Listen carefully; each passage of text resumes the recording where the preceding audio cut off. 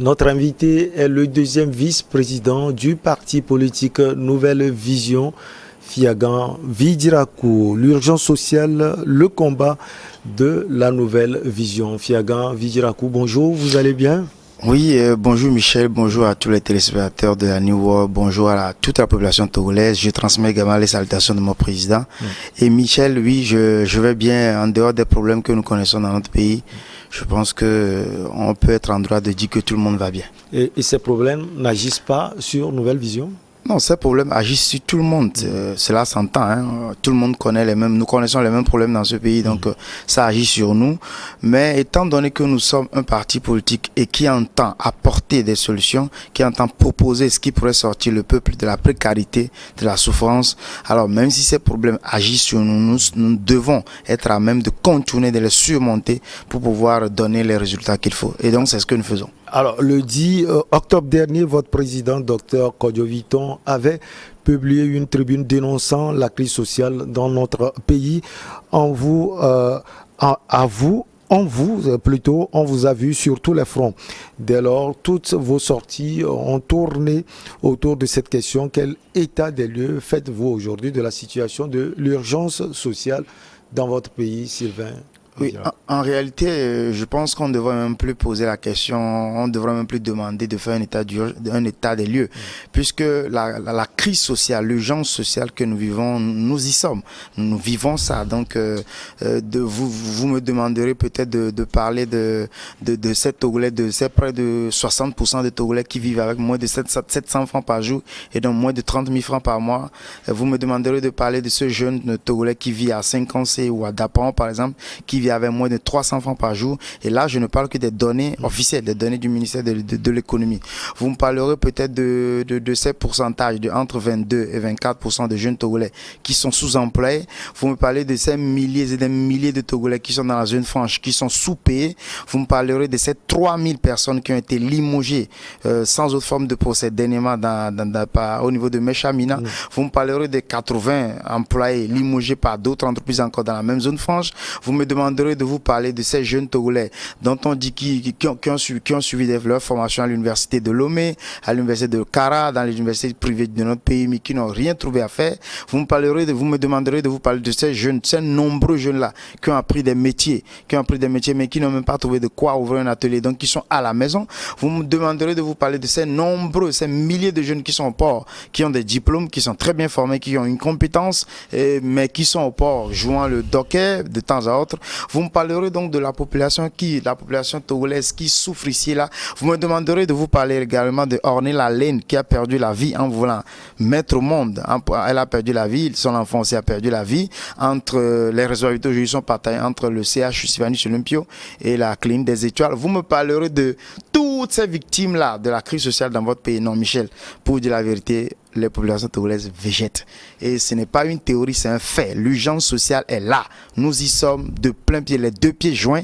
Nous vivons la crise sociale dans notre pays. Alors, quelle solution vous proposez? Oui, nous, à la Nouvelle Vision, nous sommes déjà en train de travailler sur la question et ce n'est pas aujourd'hui, ça ne date pas d'aujourd'hui. Depuis des années, nous travaillons dessus et c'est vrai que des efforts sont faits ici et là au niveau du gouvernement, mais on voit clairement que ça ne suffit pas parce que les résultats que nous attendons, les résultats escomptés ne sont pas encore là. Alors, nous, à la Nouvelle Vision, nous prévoyons par exemple dans les jours à venir une table ronde sur l'urgence sociale. Nous sommes en train de travailler lourdement et avec beaucoup d'acharnement sur le projet. Nous sommes en train de travailler sur un projet d'appel de fonds pour pouvoir venir en aide par exemple aux enseignants, pour former nos enseignants, parce que parmi par exemple les revendications que les enseignants togolais sont en train de mettre sur la table des dirigeants, il y a par exemple le recyclage, il y a la formation de les enseignants ont besoin, les formations en pédagogie, ils en ont besoin. Nous tentons de trouver une solution à ces enseignants-là. Ils ont leurs conditions de vie et de travail, ce n'est pas vraiment ça. Ils réclament aussi par rapport à ça. Nous sommes en train de travailler pour apporter notre touche à ce niveau aussi pour régler le problème. Nous sommes en train de travailler pour faire en sorte que les populations togolaises puissent mieux comprendre que s'intéresser à la politique aujourd'hui est l'une des pistes pour sortir de la précarité, pour sortir de l'ornier. Vous savez, compte tenu de l'histoire récente de notre pays, il s'est fait que la politique a conduit les gens vers la mort. À cause de la politique, des gens ont disparu, les gens sont en exil. Donc, depuis un moment, le Togolais a peur de la politique. Mais en réalité, nous sommes des êtres politiques, comme Aristote l'a dit, nous sommes des animaux politiques. Et il n'y a pas qu'Aristote, il faut faire une analyse simple pour savoir que quand on dit politique avant tout, comme politéa par exemple en grec, c'est quoi? C'est la gestion des affaires de la cité. Et la gestion des affaires de la cité, ça porte sur l'action, ça porte sur la réflexion, ça porte sur le développement interne, ça porte sur le développement externe. Alors quiconque travaille ou réfléchit à améliorer les conditions de vie dans ce pays fait déjà dans la politique. Et donc tous les citoyens togolais sont aujourd'hui obligés de faire dans la politique. Il faudrait leur expliquer ce que c'est que la politique, former les populations togolaises à s'intéresser de plus en plus à la politique pour qu'on puisse tous ensemble trouver les voies et moyens pour sortir de cette histoire. Et je n'oublierai pas de dire qu'en début de cette année, nous sommes presque à la fin de l'année, nous avions parlé d'un projet de relance économique qui devait permettre de créer des milliers et des milliers d'emplois. Personne ne nous a suivis, on ne nous a pas accompagnés, mais nous continuons de travailler là-dessus parce que nous avons besoin de beaucoup de moyens pour le faire et nous espérons que d'ici au plus tard l'année prochaine, donc 2022, nous pourrions lancer ce projet afin que nos populations puissent un tant soit peu être soulagées parce que nous en avons besoin. Vous savez, on ne peut pas faire la politique si les gens ont faim, hein. Si les gens ne mangent, on ne peut pas faire la politique, rien ne marchera. Alors c'est vrai que les choses ne changent pas radicalement, Fiagan Vijirakou, mais il y a des efforts qui sont fournis par le gouvernement. Justement, comment jugez-vous les efforts du gouvernement? Oui, je l'ai dit tantôt, on ne peut les juger que sur les résultats. Vous savez, la politique, c'est un peu aussi comme les mathématiques, même si la politique, c'est beaucoup plus réfléchi, agir, parfois faire des subterfuges, des stratégies. Mais c'est aussi les mathématiques. Vous faites 1 plus 1, ça doit donner 2. Et ça ne donne pas 2, c'est que vous avez échoué. Mais heureusement, comme je le disais, que nous sommes en politique et donc des fois on dit bon c'est en cours, c'est pas encore arrivé, mais c'est en cours. C'est disons le processus dans lequel nous sommes. On ne peut pas dire aujourd'hui que les efforts qui sont fournis sont efficaces puisque les résultats ne sont pas encore atteints. C'est vrai que entre temps les données qui nous sont transmises nous ont permis de voir que le taux du chômage a régulé entre temps jusqu'à la Covid parce que quand on parle de la période de la Covid, le taux du chômage a augmenté. Quand on parle avant la Covid, le taux de sous-emploi et aussi donc nous voyons l'évolution, le taux de croissance. Quand on parle, je veux dire là je suis en train de concentrer mon attention sur les chiffres des institutions de Bretton Woods pour dire que le doing business, le taux de chômage, la croissance économique par rapport au PIB et tout, ces données-là nous permettent de voir que c'est vrai, il y a évolution. Mais en réalité, dans les faits, qu'est-ce qu'il y a? Quand on prend le taux du chômage, on nous dit par exemple 3,5% entre-temps jusqu'en 2019. Aujourd'hui, on est à 5,5 je crois, si j'ai bonne mémoire. Quand on bat ce taux de chômage, ça veut dire que par rapport à la population active, quand on prend 100 personnes actives dans ce pays, 5,5 personnes d'entre ces gens-là ne travaillent pas. Mais en réalité, allons sur le terrain, mon frère. Là, le département de sociologie seulement à l'université de Lomé forme entre 300 et 400 sociologues chaque année. Chaque année que Dieu fait, l'université produit entre 300 et 400 sociologues. Ils vont où ces gens? Même chose au département d'anthropologie qui forme entre 100 et 200. Linguistique qui forme entre 50 et 100. Lettres modernes, idem. Histoire, idem. Géographie, idem. Philosophie, idem. Quand on prend tous ces étudiants qui sortent, ils vont où? Mais le comble, c'est que ces étudiants ne vont même pas s'inscrire dans les fichiers de l'ANPE pour qu'on sache que ces étudiants sont au chômage. Quand on prend maintenant les jeunes qui se font former à menuiserie aluminium, menuiserie simple, mécanique, etc. Mais ils n'ont pas les sous nécessaires pour pouvoir créer leurs ateliers. Ils vont où? Ils sont au chômage. Mais ces jeunes-là ne s'inscrivent pas dans les fichiers de l'ANPE. Du coup, on ne sort pas vraiment les chiffres pour savoir qu'ils sont au chômage. Donc la réalité est bien loin de ces chiffres-là. Donc ces chiffres-là, c'est des chiffres qui cachent bien plus grave et c'est des chiffres qui sont trompeurs. L'une des raisons pour lesquelles on peut comprendre ceux-là qui n'aiment pas trop les chiffres des institutions de Bretton Woods, parce que la réalité, on voit dans le panier de la ménagère, c'est compliqué. On nous dit, oui, le taux de pauvreté a régressé. Quand on prend les données actuelles du gouvernement togolais, le taux de pauvreté a régressé. Depuis quand le chef de l'État a pris fonction, c'était à près de 65%. Mais aujourd'hui, on est à 50% environ. Mais oui, on a dit il y a des progrès. Mais il faut voir la réalité des choses. Dans la réalité, c'est que les choses vont de mal en pis. C'est ça la réalité. Alors, le gouvernement fait des efforts, oui, mais je pense qu'il est temps et je suis sûr que le gouvernement en a conscience qu'il faut faire encore mieux. Il faut faire beaucoup mieux. Et c'est là où la nouvelle vision aussi intervient, par exemple. Nous faisons des propositions tous les jours. Nous voulons qu'on fasse en sorte que ça puisse aller mieux parce que il en va, nous aussi, de notre devoir de faire en sorte que ça aille mieux. Alors, imaginons, nouvelle vision au pouvoir, Fiagan Vijirakou, peut-être ministre, je ne sais pas. Que feriez-vous de mieux? Ce serait un honneur, un privilège de dire diriger ce pays, oui, c'est un honneur, un privilège, également un plaisir. Nous savons que la tâche n'est jamais facile. Ceux qui y sont, on les voit. Tantôt des cheveux noirs et après c'est gris. Et donc on voit que c'est difficile de gérer un pays. Mais nous savons déjà qu'il y aura des différences, puisque c'est parce que nous voulons que ça soit différent que nous nous sommes engagés. Mais la nouvelle vision ne s'est pas engagée parce que la nouvelle vision veut le pouvoir comme une finalité. On l'a toujours dit, la nouvelle vision s'est engagée parce qu'il veut le pouvoir comme un outil pour développer ce pays. Nous avons des programmes. Mais il y aura déjà quelques différences à un niveau donné. La communication, ça sera différent. Vous savez, il y a des efforts qui sont faits sur le plan de la communication, mais pas suffisamment. Aujourd'hui, quand par exemple on nous dit que, je prends l'exemple de Covid, on nous dit que l'Union européenne a reconnu notre passeport vaccinal, le premier reconnu par l'Union européenne, ça nous apporte quoi?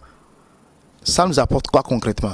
Le citoyen togolais qui se trouve à Djarkmanga se demande, quand on dit que la croissance économique c'est de 5,5, lui, ça lui apporte quoi? Surtout que chez lui, rien ne marche, ça n'évolue pas. Ça lui apporte quoi? Il faut commencer à communiquer sur ce qui se fait, ce qui va et ce qui ne va pas. Il faut commencer à être plus proche de la société. Et nous, à la Nouvelle Vision, ça déjà, ça sera un acquis. Nous serons nettement plus proches parce que déjà, actuellement, en tant que parti, nous sommes plus proches. Qu'est-ce qui va changer? Il y aura tous les jours, il y aura un programme de relance que dont nous avons déjà parlé. Nous savons qu'aujourd'hui, notre économie au Togo et même un peu partout dans la sous-région a des problèmes parce que notre économie est tournée essentiellement vers l'extérieur. Il est temps qu'on tourne l'économie vers l'intérieur. Parcourez un peu le pays, déambulez, prenez juste, je ne vous demande pas d'aller trop loin, dépassez juste à Dédikopé, allez vers Ngotien, vous verrez en y allant à gauche et à droite, vous verrez d'immenses forêts. Mais cette terre-là, on nous a dit 2,2 millions d'hectares de terres arables. C'est ce que nous avons au Togo. J'ai bonne mémoire, c'est ce qu'on nous a dit. Alors, cette terre cultivable, on en fait quoi? Ça, par exemple, il faut qu'on puisse promouvoir ça. Il n'est pas tolérable que le Togo puisse exporter la tomate et l'oignon du Burkina, qui est un pays sahélien, qui a le soleil 365 jours sur 365, alors que nous avons la pluie tout le temps ici. Nous avons des terres arables. Ce n'est pas tolérable et il est temps qu'on puisse y remédier. Alors, après tout, on peut dire que ce sont des propos électoralistes parce que vous êtes un parti politique, Fiagan. Oui, c'est vrai, on peut le dire. Mais vous savez, nous sommes un parti politique, c'est vrai, mais nous sommes également une nouvelle vision. Notre nom n'a pas été choisi de manière anodine. Nous sommes une nouvelle vision, c'est que nous tentons de mettre fin à l'ancienne vision. La nouvelle vision, c'est cette harmonie-là entre la réflexion et l'action. Et c'est une réflexion, c'est un processus qui permet à chaque Togolais d'abord de se poser la question, qu'est-ce que je peux faire pour accompagner mon pays? Qu'est-ce que je peux faire pour sortir mon pays de l'ornier? Qu'est-ce que je peux faire pour que la génération actuelle puisse déjà subvenir à ses besoins et ensuite travailler pour que la génération à venir, c'est-à-dire nos enfants, vous et moi, nos enfants puissent mieux vivre. Donc, nous ne sommes pas là pour travailler, pour pouvoir conquérir un électorat demain. Pour preuve, nous ne courons pas après l'électorat. Nous ne le faisons pas, nous ne l'avons jamais fait. Le parti est là, il est vrai qu'en première année, deuxième année de Sciences Po, j'ai reçu les mêmes cours. On vous dira que un parti politique, son objectif, sa finalité, c'est de conquérir le pouvoir et le gérer.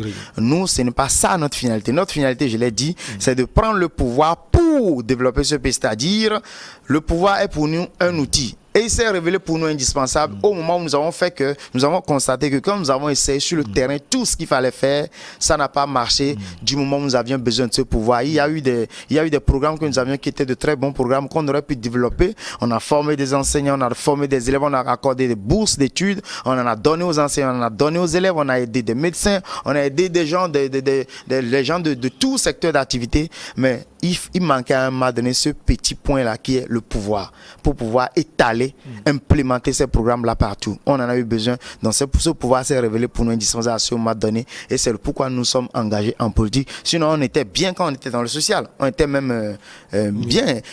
Et oui, il y a quelque chose de nouveau avec le parti politique Une Nouvelle Vision. Ce que nous sommes en train de faire jusqu'alors, je vous mets au défi de me dire quel autre parti a fait comme nous sur le plan social et je vous mets au défi de me dire quel autre parti a dénoncé et a combattu plus que la Nouvelle Vision en moins d'un an d'existence la crise sociale et l'urgence sociale dans ce pays. Et que le parti vienne devant, on va parler. Et on ne peut pas parler du social sans parler de Covid-19 sur les réseaux sociaux.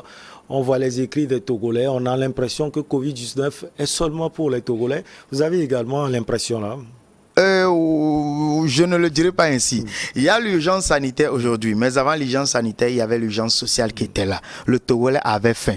Maintenant, l'urgence sociale est venue accélérer, accentuer, catalyser cette urgence sociale et c'est devenu maintenant catastrophique dans certaines familles. Vous voyez, il y a même cette année certains qui n'ont pas pu aller à l'école. Il y a certains qui ne peuvent même pas manger, même c'est compliqué aujourd'hui pour le Togolais. Alors oui, face à l'armada que le gouvernement a sorti pour pouvoir juguler la crise sanitaire, oui, on peut se dire pourquoi il n'avait pas fait ainsi face à la crise sociale. On peut se le dire. Et aussi, vous voyez, il y a des conseils qui sont annulés ici et là. Dernièrement, ils ont annulé le projet d'un de mes amis, d'un de mes jeunes amis, Torres, que je salue en passant. On a annulé son projet de Togo Fashion Week, si le nom est correct. Togo Fashion, en tout cas, quelque chose. On a annulé ça à quelques minutes seulement de l'ouverture de l'événement. C'était difficile pour lui. Les gens ont voyagé depuis la Côte d'Ivoire, le Mali, par exemple, pour venir, mais ça va plus se faire. Dans nos pays voisins, les événements sont en train de se dérouler. Des concerts ont lieu même, mais chez nous, rien. Alors, on peut féliciter le gouvernement pour ce qui est fait. Oui, on est en train de juguler le nombre de contaminés. On est en train de dominer plus ou moins ce qui se passe. Mais on peut oui, c'est légitime d'avoir parfois l'impression que c'est seulement au Togo que la Covid existe parce que les mesures qui sont prises parfois, ma foi, ça n'arrange pas du tout les populations en termes de finances, puisque les gens ont faim. Il faudrait vraiment que le gouvernement togolais n'oublie pas que nous sommes en train de combattre actuellement deux crises. La crise sociale, c'est-à-dire l'urgence sociale, et la crise sanitaire. Alors, les activités socio-économiques ont grandement chuté. Comment renverser la tendance selon vous, Fiagan Vijirakou, oui, effectivement. et selon Nouvelle Vision? Oui, effectivement, actuellement, à la Nouvelle Vision, nous, on a réfléchi à la question plusieurs fois lors de nos réunions. Actuellement, c'est difficile, je le disais tantôt, sur le plan social, c'est extrêmement compliqué. C'est d'ailleurs la raison pour laquelle nous ne cessons de crier haut et fort que la crise sociale est là. Il faut que chacun travaille à son niveau pour aider à juguler ça. Et qu'est-ce qu'il faut faire pour renverser la situation? Il faut d'abord commencer à préparer l'après-Covid. On a l'impression que c'est pas suffisamment fait. Mais en attendant de préparer l'après-Covid, il faut mettre en place un plan de relance économique même. C'est un plan de relance économique qui s'adaptera à la Covid. La Covid est là, oui, mais il faut vivre, il faut manger, il faut se déplacer, il faut travailler. Donc il faut s'adapter à cette période de traversée de désert que nous connaissons avec la Covid en mettant en place un plan de relance. Et la Nouvelle Vision a déjà ce plan. On en a parlé, comme je le disais en début d'année. Nous continuerons à en parler dans les jours à venir, comme je l'ai dit, d'ici 2022. Nous espérons que ce plan verra jour. Et je veux dire concrètement, nous lancerons ça et tout ira au mieux. Nous l'espérons. Alors, Fiagan, en tout cas, si nous avons la collaboration nécessaire, la collaboration nécessaire, la contribution nécessaire des dirigeants, des populations, de nos co-lutteurs en politique, oui, on devrait normalement arriver. Alors, l'année prochaine commence un grand cycle électoral jusqu'en 2025. Comment Nouvelle Vision se prépare? Oui, un grand cycle, le terme est bien choisi, puisque à tour, on a élection régionale sénatoriale, élection législative, élection locale et élection présidentielle en 2025. Oui, nous serons présents. Systématiquement, nous serons présents. Nous l'avions dit déjà qu'il ne se passera plus aucun rendez-vous électoral dans ce pays et Nouvelle Vision sera absente. Non, nous serons bien présents. Vous remplissez les conditions. Bien. Non, nous les remplirons. Il n'y a pas. La dernière fois aussi, on avait rempli les conditions seulement d'une manière totalement gargantuesque et tricheuse. On nous avait sorti. Tout le monde le sait.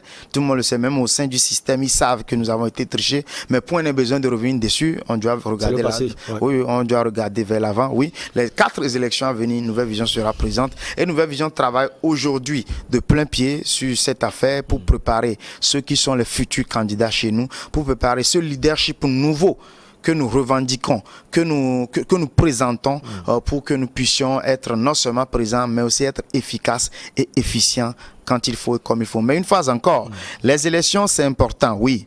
Mais la crise sociale l'est encore plus. Si nous n'aidons pas cette population à mieux vivre avant ces élections, alors nous allons connaître des jours très malheureux à venir. Les populations togolaises doivent manger. Les populations togolaises doivent vivre pour que nous puissions aller aux élections. Alors, Covid-19 est un handicap, Fiagan Vijirakou. C'est vrai, oui. Covid-19, c'est... Comment la contourner? C'est un handicap pour tout le monde. C'est un handicap. Même sur le plan professionnel, personnel, à nous, on connaît des difficultés avec la Covid-19. Comment la contourner? J'avais parlé tantôt d'un plan de relance. Il nous faut un plan de relance. Il nous faut nous adapter. Nous devons nous dire, avec le gouvernement togolais, nous devons nous dire tous que, bon, oui, la Covid est là, mais il faut vivre et nous devons faire avec. Nous devons faire avec en trouvant des solutions, en surmontant ça, en développant des programmes. Sans ça, on ne peut rien faire. Nous devons arrêter de faire ces histoires comment devrais-je dire, de naviguer à vue.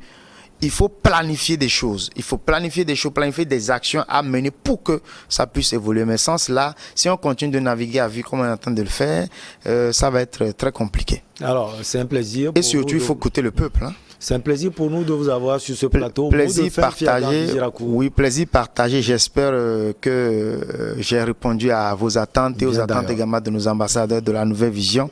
Vous nous avez donné l'opportunité de vous parler aujourd'hui un peu de ce que nous pouvons faire. Je donne moi maintenant à mon tour cette opportunité population de pouvoir nous dire ce qu'elles pensent, de pouvoir s'exprimer, pourquoi pas exprimer leur colère, parfois aussi leur joie à notre attention sur le 92, 89, 73, 73. 92 89 73 73 qui nous écrivent, qui partagent avec nous leur joie et leur peine. Nous serons toujours au rendez-vous. Merci beaucoup à vous. Vous êtes le deuxième vice-président du parti politique Nouvelle Vision. On va marquer donc une petite pause pour le journal et on revient avec nos invités pour Regard Croisé.